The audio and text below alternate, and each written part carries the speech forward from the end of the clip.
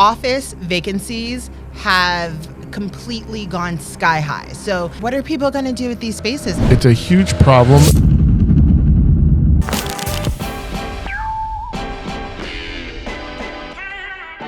Commercial real estate. So all of those people who needed to refinance, right? They went and got extensions. But now in the next 3 or 4 years, all of those loans will totally be due. Is this affecting you in commercial? I mean, we're looking at $500 billion coming due. So commercial loans typically have a 10-year balloon. Some banks will do a fully amortizing 20-year payment, but it really depends on the loan.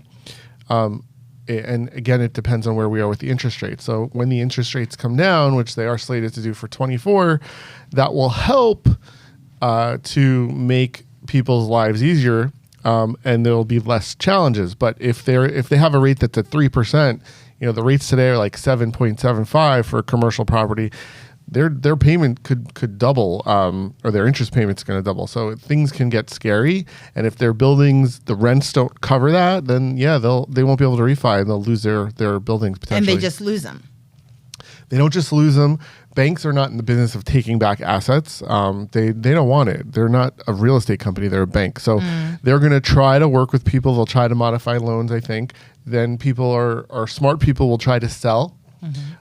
So they don't get put into that situation. But anything can happen. And if it happens in mass quantity, then things could go crazy. Does this also affect like multifamily? It affects every commercial loan out there that's possible. Unless you have some commercial banks used to do a 20 or 30 full amortizing program, and they may have done a fixed rate. So for instance, which would have been smart, right? It depends on the product that you had, or most people go for the best rate.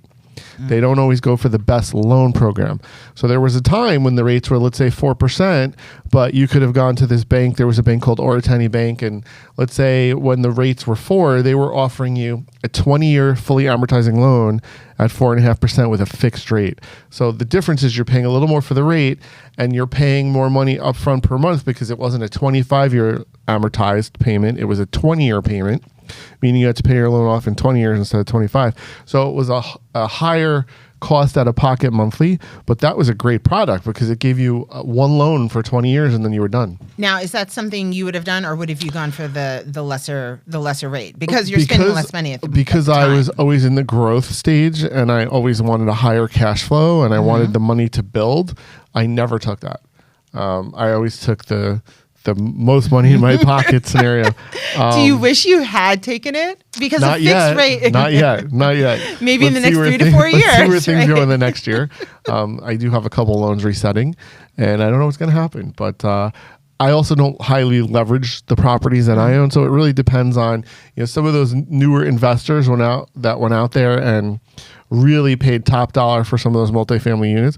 Those people could have problems because if the rents aren't going up, and then their rates go up and the numbers just aren't going to work. And I don't see this now because of the housing shortage, but God forbid those rents started to go down. If both of those things happen, we'd be in big trouble. Well, this is something we totally need to keep track of over the next year or two, because that's when things are going to hit the fan, basically. They could. Things are definitely going to be happening. So there could be some good deals out there. There could be people that need to sell quickly. I think it really depends on your relationship with the bank. If you have a long-term investment relationship with a specific bank, they're going to do everything in their power to keep you solid and work with you because you have lots of products. If you're a one-off and you're with some of these bigger banks, I don't think they care as much. Yeah. So it just really depends on where you are. Well, that leads us into the next topic, where office vacancies have completely gone sky high. So basically, from what I was reading, right? In the 70s, 80s, 90s, all of these office parks popped up and people were, building office space. Sure. And now no one is in the offices. Have you seen this? Have you seen this here locally? I've seen it locally. I've seen it everywhere. I see it in our own business. We used to have tons and tons of people come in the office, and after COVID, people are just like, I don't need to come in as much. So we still have the spaces, but they're definitely not as occupied as they were before, just because people got used to working from home. What are people going to do with these spaces? It takes so much money to transform one of those spaces into a rental, into residential. It's a huge problem, and I think people are going to try to change them if they can change them from an office to some kind of amusement type event. Like you take amusement, you're going to turn the office into an amusement park. You take a floor and you turn it into like an axe throwing or an escape room type scenario. Like it depends on the use. You've done that. Some of your stuff. Sure. You have to be creative. You have to think outside the box. Where the problem lies is usually people want to take some of these bigger complexes and turn them into residential. So unfortunately, for that scenario, leases don't, when you have a building that has, let's say, 10 floors, you're not leasing all 10 floors at the same time. Usually you may have 10 different tenants. Right. So all of their leases happen at different times. So let's say you're like, hey, okay, today I've decided that I'm going to turn this building into a residential because 5 of my floors are empty. Well, guess what? You still have 5 more floors, and you may have one guy that's not leaving for 5 more years, and that really could screw up your whole thought process. So there's going to be some challenges getting these buildings empty, getting all the tenants out at the same time to convert them. And then there's code issues for converting buildings. If you have an older building and their elevators don't fit stretchers, for people when they're injured. You can't have a building with with elevators that don't have stretchers anymore. So you would have to convert that into, you have to put like a new elevator stack in, and that stuff gets very expensive. So a lot of challenges. It can be done, but a lot of challenges. What are you specifically doing with all of your offices? So fortunately for me, I don't have a ton of just big office products. I do more mixed use, a little bit of office, a little bit of residential, a little bit of retail. So I always felt that was a better consideration for me when I bought stuff. I do have a couple buildings that are just office. Luckily for me, they're doing really well, and I have 2 really big ones. One is fully leased, knock on wood. The other one has some challenges, but we're having other challenges. It's part of a city rehabilitation area, and there's some parking challenges. So it's not like a traditional stabilized building. So, but the ones that are stable are doing well. And you just got to be creative. Sometimes you break them down and you rent them in pieces if you have a bigger space. You gotta think outside the box. Well, if you have any outside of the box things for our viewers, let them know. And the last thing that we really should talk about, and it's on Yahoo Finance, basically they're saying that the home buyers, first-time home buyers specifically, it's all going to explode this spring. So this is the best time to become a real estate agent, in my opinion. This is just me on a side note.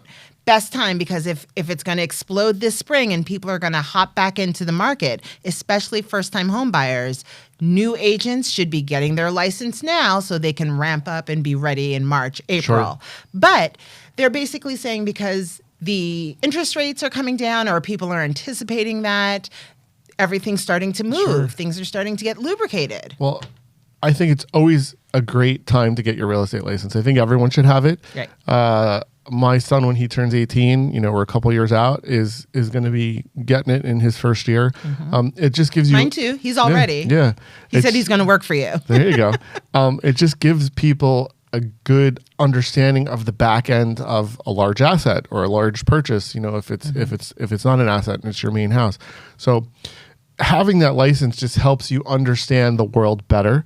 Do I think interest rates are going to drop? Yes. Do I think there's going to be tons of houses coming on the market? It depends on where the market goes. They're not saying that there are going to be a ton of houses, but that we should anticipate a lot of bidding wars. Well, we've had those. So yeah, I don't think that's going to change. I think the bidding wars are going to stay there. There's talk about seniors downsizing. I don't really see that happening yet. I don't think there's going to be a tsunami of senior people leaving and downsizing. I think people are staying in their homes longer. So I don't know what's going to happen, but I think there's business out there. If you want it, you just got to go get it. Thanks for watching this episode. Now don't forget to like, subscribe, and leave a comment, and we'll see you next time.